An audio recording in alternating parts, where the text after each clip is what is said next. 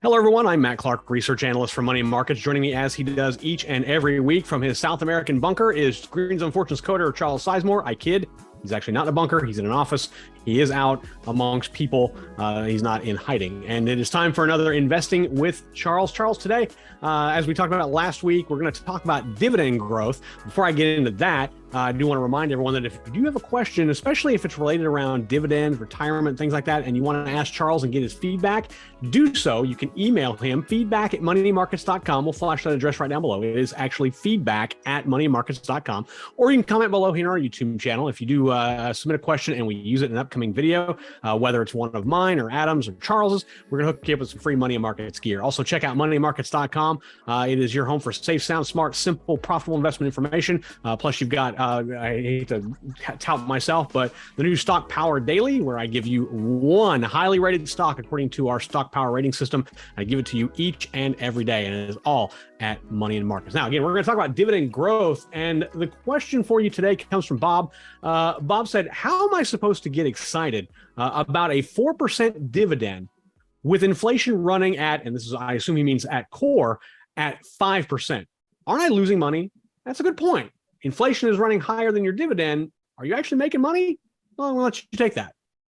Yeah, well, so that's a great question, actually, because we are in, inflation is really kind of on our minds for the first time in decades, and we're really seeing the effects.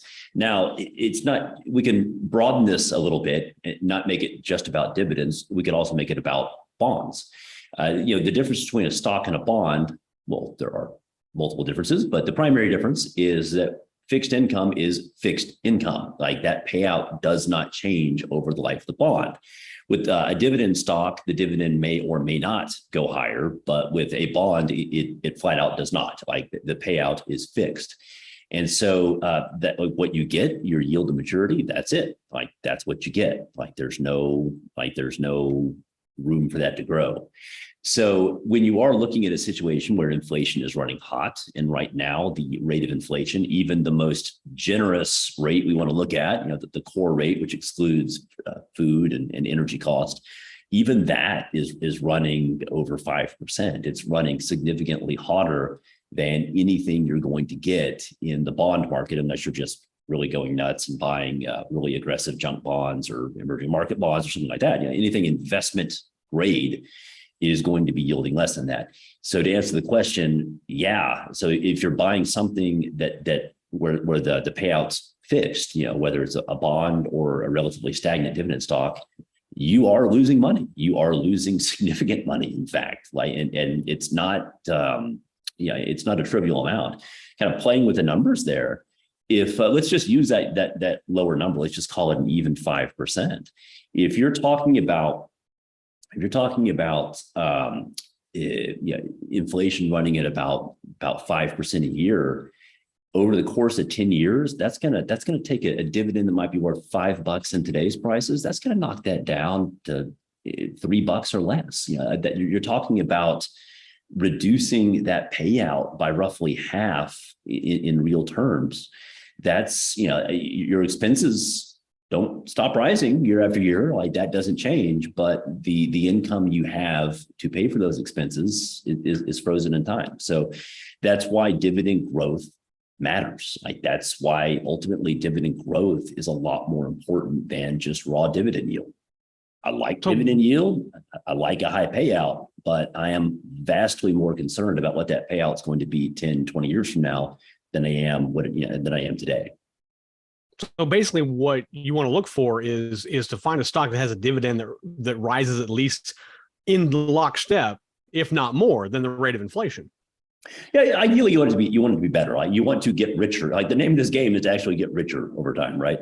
So you want a stock, and it doesn't have to be every year. There could be years where inflation is a little bit higher, a little bit lower, but over the length of the investment, you want that dividend growth rate to be healthily above the rate of inflation. That's otherwise, if it's just matching inflation, you're treading water. You need it to at least be outpacing inflation by a little bit to be getting ahead in life here. And again, we're talking just about the income. We're not even mentioning capital gains, just the income component alone If you want to keep your standard of living from actually sliding backwards, you need to at least match it. If you want to improve your standard of living, yeah, you got to do better. And there are stocks out there that do that. They do match the rate of inflation, if not even go higher. One, I want to toss out an example. And I want you to kind of get into it a little bit, and that's McDonald's.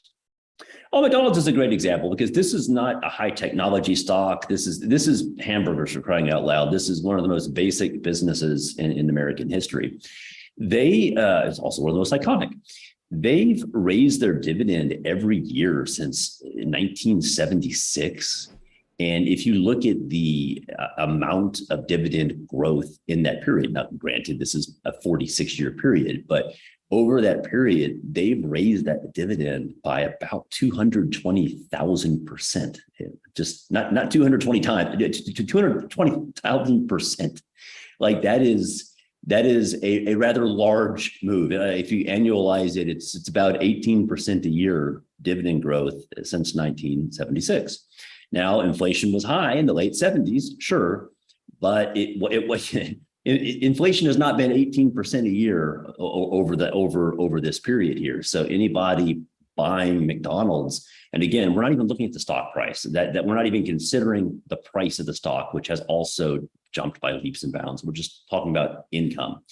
Your income stream has grown by about 18% over that time period. And over the last 10 years, where McDonald's is obviously a much more mature company, this is there's a lot more McDonald's in the world today than there were back in 1976. Even over the last 10 years, McDonald's has been able to raise its dividend by about 7% per year. So that's very healthily ahead of what inflation has been over the past 10 years. It's a little bit below what it is today, but over any kind of reasonable investment timeframe, McDonald's has proven, they're able to healthily outpace inflation. So the key here is to kind of bring everything together.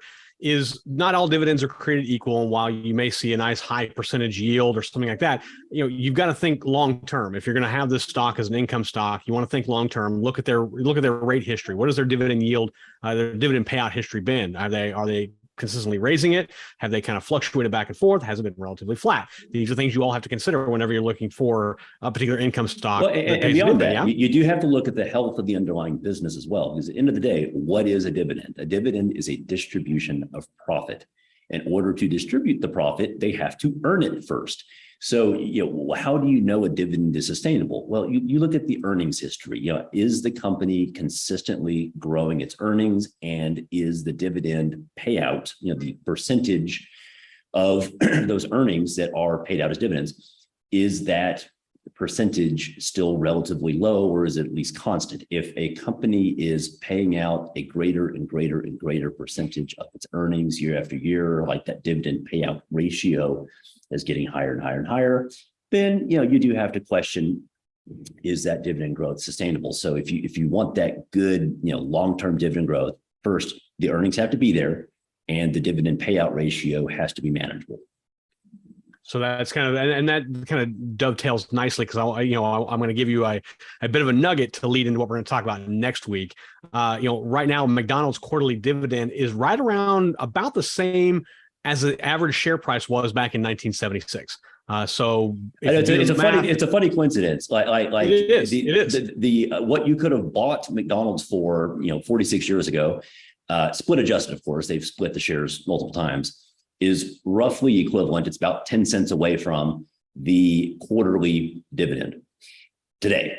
And so what that means in plain English is, let's say you bought the shares back in 76 and you've held them ever since. You're making 400% per year on your original investment on the dividends alone. Now, again, we're not even talking about the share price. The share price, right. Any share price appreciation, that's just icing on the cake. On the dividends alone, you're making 400% per year. So that's a concept called yield on cost, and we will get into that next week. That is exactly what we're going to talk about next week. And so if you do have a question, maybe about yield on cost, or really any question about dividends, retirement, anything like that, do send us an email. You can email us feedback@moneyandmarkets.com, or you can comment down below here on YouTube. We would love to see that. Love to answer your question. If you do send a question and we use it in any of our videos, we're going to hook you up with some free money and markets gear. We've got hats, t-shirts, all sorts of great stuff.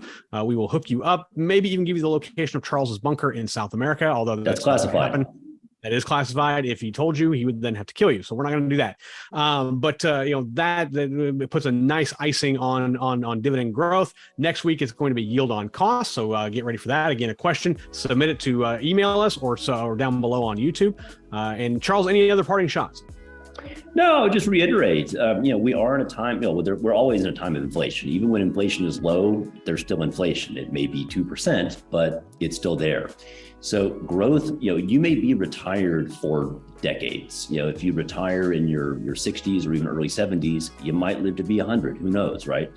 And so it's very, dividend growth is ultimately a lot more important than yield, particularly, the longer you're going to be needing that income stream, the longer you're going to be in retirement, the more important it is. So, yield is important. I love high yield, but I love growth more. You can check out more from Charles Sizemore, as well as myself and Adam Odell, our chief investment strategist, all on moneyandmarkets.com. This is where we provide you safe, sound, smart, simple, profitable investment information for your portfolio. He is Charles Sizemore. He is the co-editor of Green Zone Fortunes. I am Matt Clark, research analyst for Money and Markets. Until next time, everyone, safe trading.